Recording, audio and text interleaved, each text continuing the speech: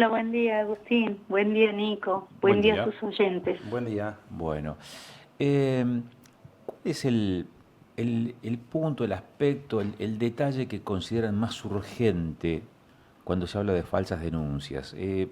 Puntualmente, ¿hacia dónde va la mirada, Elba? Eh, a que las dos partes que están en el proceso puedan presentar el plexo probatorio, valga la redundancia, para poder llegar a la verdad. Sabiendo que la verdad no es una sola, ¿no? Claro, pero en un proceso judicial todos los elementos probatorios deben ser tenidos en cuenta. ¿Para qué? Para llegar a la verdad y acreditar o no la acusación. Y de ahí en más saber si es real o estamos frente a una falsa denuncia. Claro. ¿Qué se plantean frente a la falsa denuncia, ¿no? Porque pareciera ser cuando uno habla de falsa denuncia ya un juicio a priori, ¿no? Decir, bueno, si estamos frente a una falsa denuncia ya es un juicio a priorístico. ¿Cómo se hace para despojarla en todo caso de ese rótulo? Nosotros tenemos como un principio a trabajar que es el no a las falsas denuncias, sino que después se dice de falsas denuncias o falsas acusaciones.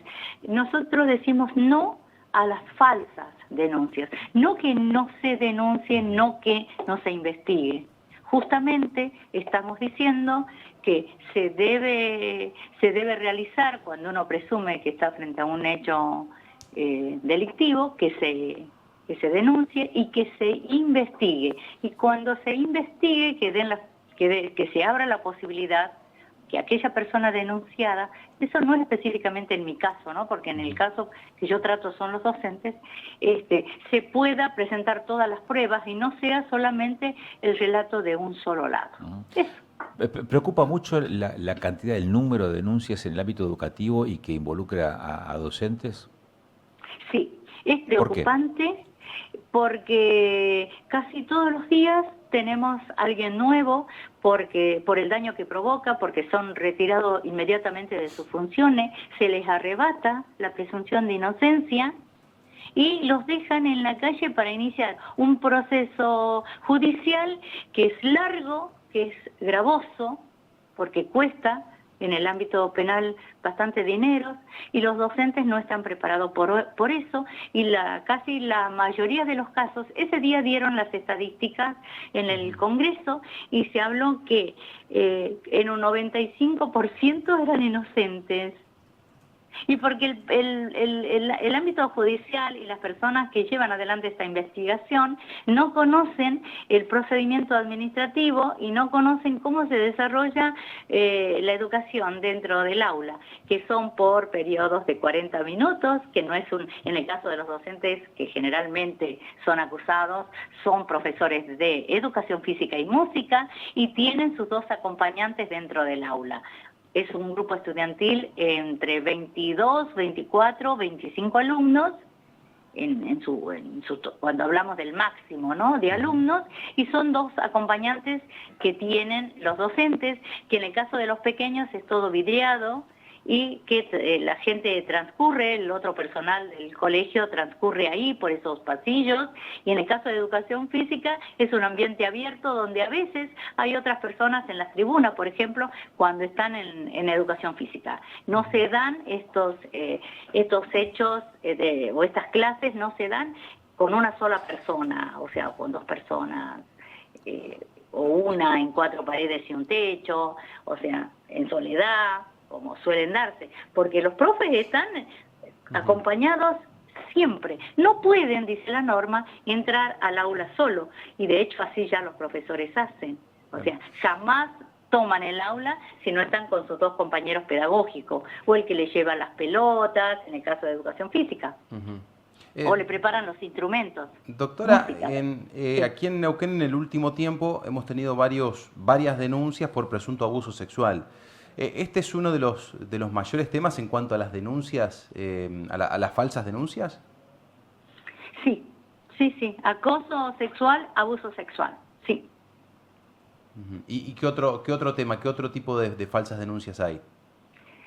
Lo que yo tengo en relación a los docentes es abuso, presunto abuso y presunto acoso sexual. De eso no tienen como en otros años, que era, no sé, por obviar la vía jerárquica, por no presentar la planificación a tiempo, por llegar tarde al aula, por generar un mal clima institucional. Todo eso que nosotros conocíamos hace 15 años atrás, hoy no está. Lo que está en el estatuto del docente, en lo cual se sancionaba al profe, no, eso no aparece ahora. Todo lo que aparece son con tipificaciones del Código Penal graves. Es lo que desacomoda al docente y a la sociedad. ¿Por qué este fenómeno? ¿Por qué se producen las denominadas falsas denuncias? ¿Cuál es la motivación subrepticia en esto? Yo la verdad que no sabría explicar. Lo que sí me di cuenta que hay una confusión.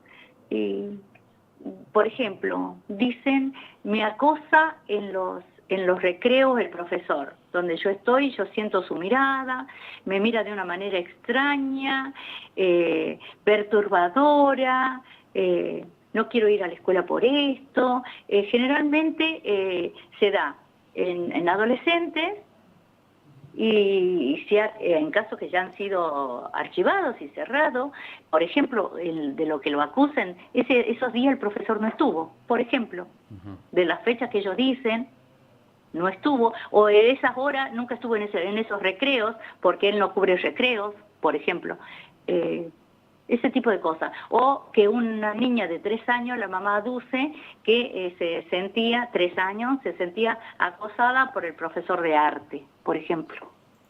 Sí. El profesor no tenía en esa aula y no cubría recreos. Y era una niña de 3 años. Esas cosas aparecen. Y los profesores atraviesan, son separados inmediatamente del cargo, atraviesan el proceso totalmente desamparados, porque en este caso acá el Consejo Provincial de Educación jamás ni los llaman, ni les preguntan, ni les facilitan absolutamente nada, teniendo en cuenta que él está amparado en la presunción de inocencia, que va a ser investigado. Entonces el profesor se siente abandonado, tirado a la calle y defenderte, manejate como puedas. Y después hay que acreditar de que eso nunca ocurrió, que no fue así. Y quedan así como llegan los profesores quebrados acá al estudio, que no paran de llorar, muchachos de 25, 26 años. También el día que los llamo para decirle que esto que se terminó, que se va a archivar, porque siguen llorando igual. Me llaman a veces para ir a sus casas para contener a su mamá o a su papá. Padres que se han infartado hace 1 semana y media. De su único hijo, hermoso, profesor de arte, que está atravesando una situación así, su papá se infartó. Claro. Y era también por una cuestión que me miraba diferente, que yo me sentía observada, que estaba mirando mucho mi cabello, por ejemplo. Pero el profesor atraviesa esta situación de proceso, es retirado de sus funciones. Y el resto de la gente también, el dedo acusador, ¿no? Eso, el desamparo de la presunción de inocencia, que es uno de los principios fundamentales. Bueno, ahí casualmente le iba a preguntar por esto, ¿no? Porque está el principio constitucional de la presunción de inocencia hasta que una sentencia diga lo contrario. Así lo determine, claro. Y por otro lado, también está todo lo que es la normativa vinculada a niños, niñas y adolescentes que ameritan un plus protectorio, y pareciera ser que hay cierto consenso en ese aspecto. Entonces, en función de ese plus protectorio, el principio de inocencia queda relegado a un segundo plano, y lo que se argumenta o es lo que justifica o es lo que explica, no justifica, lo que explica, digamos, una separación temprana de ese docente de la función. Sí, es así. Lo que buscamos nosotros, y se buscó con la ley Facundo, que no sé si ustedes tienen conocimiento de la ley Facundo, que en el año 2019 un profesor de música, deportista, un muchacho lleno de vida, cuando es acusado por una mamá que dice que habían manoseado a su hijo, así era en principio, y después el niño terminó socialmente diciendo que había sido violado, atacado el profesor Facu en las redes. Facu en 2 meses terminó suicidándose, entró acá a la ría a la vuelta y se ahogó, se suicidó. Y a los 2 días la pericia determinó, llega la conclusión de la pericia, que el chico nunca había sido abusado, pero Facu ya no estaba. Entonces esa ley busca pararse en ese lugar de lo que ahí estás diciendo, es en que por supuesto que se debe activarse el protocolo inmediato del cuidado de los niños, de las niñas y los adolescentes. Estamos de acuerdo en todo eso, pero del otro lado, que es ese hilo tan transparente, tan fino, que divide, bueno, ¿qué pasa con el docente? Entonces, socialmente, ¿cómo hacemos?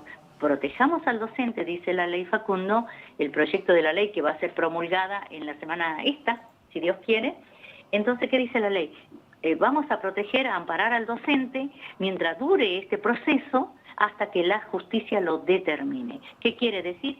Que le pedimos que así como el Estado activa el protocolo de la protección de las niñas, niños y adolescentes, en el cual acordamos 100%, también se proteja a la contraparte. Entonces, ¿cómo? Desde acompañarlo jurídicamente mientras dure el proceso y, por otro lado, a tener, en caso de ser necesario, una ayuda terapéutica hasta que llegue la resolución. Y que se preserve esto de la presunción de inocencia. ¿Eso a qué va también y qué es lo que necesita imperiosamente? Es que la sociedad tenga conocimiento de eso, que hay volver a retomar y ponerla en nuestras acciones diarias, la presunción de inocencia. Entonces, prepararnos nosotros para decir, bueno, no bajemos ese dedo acusador, esperemos que la justicia actúe y después lo va a determinar, pero mientras nosotros hagamos esto. Es un tomar conciencia, es un reeducar a la sociedad en eso. Entonces, por ese hilo tan transparente, por tan de fácil poder, ahora con las redes, por supuesto, de acusar a la otra persona sin tener conocimiento de cómo se desarrollaron los hechos, si se hicieron, y si no, de aquello que nunca sucedió. Claro. Elba, muchas gracias por estos minutos, muy amable. Bueno, un gusto.